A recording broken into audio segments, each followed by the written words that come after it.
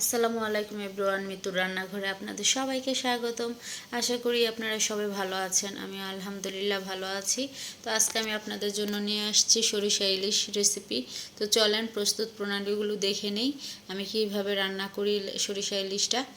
তো আমি প্রথমে এখানে একটা ইলিশ মাছ কেটে ধুয়ে পরিষ্কার করে নিয়েছি, আর এখানে নিয়ে নিয়েছি পরিমাণ মতন সরিষাগুলো আমি ধুয়ে পরিষ্কার করে নিয়েছি। এখন সরিষাগুলো আমি বেটে নিব। বাটার সময় আমি একটু লবণ আর কাঁচামরিচ দিয়ে সরিষাগুলোকে সুন্দর করে মিহি করে বেটে নিয়েছি। আর এরকম মিহি করে বাটার চেষ্টা করবেন যাতে কোনো ছাবা ছাবা না থাকে। আর এই পাশে আমি মাছগুলোকে লবণ আর হলুদ দিয়ে একটু ম্যারিনেট করে 10 মিনিটের জন্য রেখে দিব। আর এই পাশে আমি নিয়েছি হলুদ, ধনিয়া, শুকনা মরিচ গুঁড়ো আর লবণ আর কাঁচামরিচ, মরিচ ফালি, সরিষা বাটা। তো এই তো ম্যারিনেট করা মাছগুলো। আর এখন আমি চুলাটা অন করে দিব। অন করে একটা কড়াই বসিয়ে দিব। কড়াইটা গরম হয়ে গেছে। এখন আমি রান্নার জন্য পরিমাণ মতন সরিষার তেল দিয়ে দিব। তেলটা গরম হলে আমি পেঁয়াজ কুচিগুলোও দিয়ে দিচ্ছি। পেঁয়াজ কুচিগুলো দিয়ে মরিচ ফালিগুলো দিয়ে দিলাম। দিয়ে এগুলোকে আমি সুন্দর করে নেড়ে চেড়ে ভেজে করে নিব। পেঁয়াজগুলো সরিষার তেলের কারণে বাবলস ফুটেছে, তো তাই দেখা যাচ্ছে না। তো আমি এরকম ব্রাউন করে ভেজে নিব।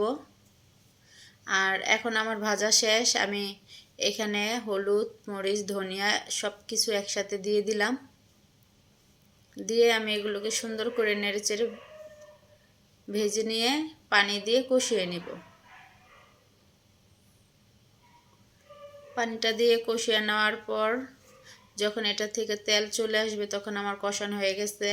আর এখন আমি একটু লবণ দিয়ে দিলাম অল্প পরিমাণে, যেহেতু আমি লবণটা দিয়েছি ম্যারিনেট করার সময় আবার সরিষা বাটার সময়, তাই বুঝে শুনে লবণটা দিতে হবে। তো সরিষা বাটাটাও আমি দিয়ে দিলাম। সরিষা বাটাটা দিয়ে সরিষা বাটাটাও আমি সুন্দর করে মশলার সাথে কষিয়ে নিচ্ছি। তো এখন আমার সব মশলা কষানো হয়ে গেছে, তাই আমি ম্যারিনেট করা ইলিশ মাছগুলো দিয়ে দিচ্ছি। ইলিশ মাছগুলো দিয়ে আমি সুন্দর করে নেড়ে চেড়ে দিব আলতো হাতে, যাতে মাছগুলো ভেঙে না যায়।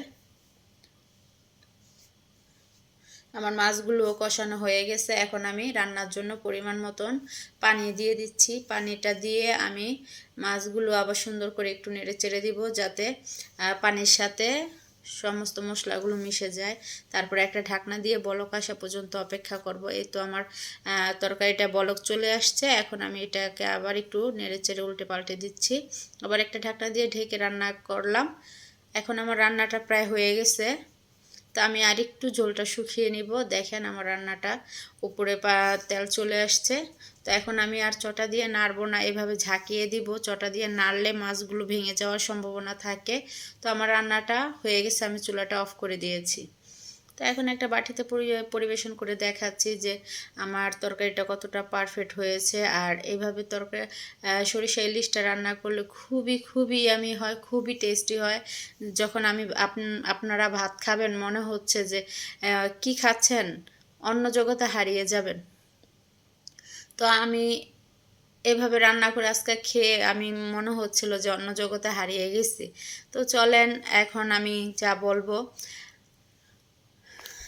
যে আমার রান্নাগুলো যদি আপনাদের ভালো লেগে থাকে অবশ্যই আমার চ্যানেলটিকে সাবস্ক্রাইব করে পাশে থাকবেন। আল্লাহ হাফেজ।